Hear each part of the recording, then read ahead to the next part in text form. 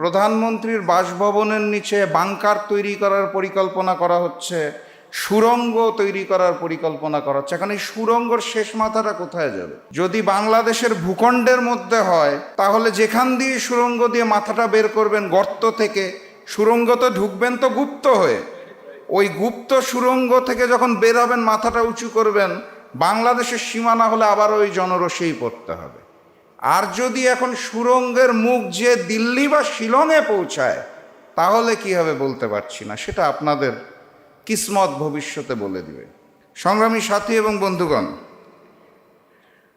বক্তব্য দেওয়ার কিছু নাই। গণভোটকে এই সরকার মানতে চায় না, এটা আমরা সবাই বুঝে গেছি। 70% মানুষ যেই গণভোটে হার পক্ষে বক্তব্য রেখেছে, প্রস্তাবনা দিয়েছে, সমর্থন দিয়েছে, ভালোবাসা জানিয়েছে, ভোটও দিয়েছে, সেই 70%কে এই মুহূর্তে বিএনপি সরকার মানতে চাইছে না, জনাব তারেক রহমান মানতে চাইছে না। জুলাই গণ অভ্যুত্থান আমাদের একটা শিক্ষা দিয়েছে নিজেদের ভিতরে, প্রত্যেকটা মানুষের। সেটা হচ্ছে অন্যায়ের প্রতিবাদ করার সৎ সাহস। সেটার প্রমাণ আজকের এই মঞ্চে হয়ে গেছে। আপনারা খেয়াল করেছেন কিনা জানি না, আমাদের বর্তমান সরকার যারা গণভোটকে মানে না, তাদের সাথে যেই সংগঠন আছে সরকারের অংশ, গণ অধিকার পরিষদ, তাদের ছাত্র সংগঠনের সেক্রেটারি এখানে বক্তব্য দিয়ে স্পষ্ট ভাষায় বলে দিয়েছে, অন্যায়ের সাথে আমরা নাই। এটাকে বলা হয় হিম্মত, সৎসাহস। অন্যায়ের বিরুদ্ধে রুখে দাঁড়ানোর যে সাহসটা, যে প্রতিবাদটা, এটা আমাদের আগে ছিল না। এটা আমাদের মধ্যে সৃষ্টি হয়েছে এই জুলাই গণ অভ্যুত্থান থেকে। আমরা এখন প্রতিবাদ করতে জানি, প্রতিরোধ করতে জানি, প্রয়োজনে আবারও রক্ত দিতে জানি। এটা সরকারের জন্য একটা মেসেজ। আজকের এই সমাবেশ থেকে সরকারকে এই মেসেজটা নিতে হবে, না হলে ভবিষ্যতে তাদের জন্য ফ্যাসিস্ট শেখ হাসিনার চেয়েও বাজে পরিণতি আসতে যাচ্ছে। এটা সরকারও বুঝে।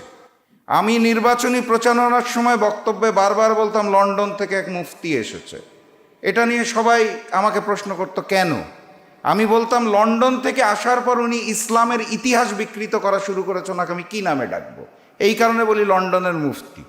তারপর দেখলাম উনি আসলে ইসলামের ইতিহাস না, উনি বাংলাদেশের ইতিহাসই পাল্টে দিচ্ছেন। ভূখণ্ডের আমের জায়গায় কাঁঠাল উৎপাদন সৃষ্টি করেছেন, রংপুরের জায়গায় বগুড়া বসায় দিচ্ছেন। এইভাবে করে উনি বাংলাদেশের ইতিহাসও পাল্টে দেওয়া শুরু করলেন। গতকালকে দেখলাম ইসলামের ইতিহাস, বাংলাদেশের ইতিহাস দরকার নাই। জনাব তারেক রহমান নিজের দলের ইতিহাসই তো জানে না। যেই ব্যক্তি নিজের দলের ইতিহাসই জানে না, নিজের দলের নেতাকর্মীকেই জানে না, উনি বাংলাদেশকে কিভাবে জানবে আর বাংলাদেশকে কিভাবে চালাবে? এটা এখন আমাদের প্রশ্ন। অতএব ওই যে উনি 3 বছর আগে ইন্তেকাল করা মজলুম জননেতা মৌলানা আব্দুল হামিদ খান ভাসানীকে 79 সালে এসে আবার কবর থেকে জীবিত করে দিতে পারেন যিনি, আমার মনে হয় ওনার চেষ্টা করা উচিত দেশনেত্রী বেগম খালেদা জিয়াকে জীবিত করা যায় কিনা। কারণ আমি নিশ্চিত দেশনেত্রী বেগম খালেদা জিয়া যদি কবর থেকে উঠে এসে আরেকবার দাঁড়াতে পারে, উনি এই 72-এর মুজিববাদী সংবিধানকে ছুঁড়ে মারবেন, সাথে সাথে তার কুলাঙ্গার পুত্র বাংলাদেশের মানুষের সাথে বেইমানি করা জনাব তারেক রহমানকেও ছুঁড়ে ফেলবেন। এটা আমি বিশ্বাস করি। আমি আবেদন জানাতে চাই বাংলাদেশের জনগণকে, আজকের যে আলোচনার বিষয়বস্তু করণীয়টা হচ্ছে নতুন গণ অভ্যুত্থান আসতে যাচ্ছে, তার জন্য প্রস্তুতি নিতে হবে। এইটা হচ্ছে আমাদের এখন করণীয়।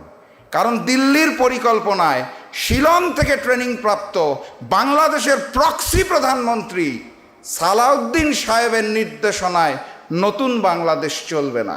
কথাবার্তা পরিষ্কার, প্রস্তুতি গ্রহণ করুন। দেখা হবে নতুন গণ অভ্যুত্থানে, দেখা হবে নতুন বিজয়ে। বিজয়ের পথে যাত্রা শুরু, জীবন অথবা মৃত্যু। আসসালামু আলাইকুম।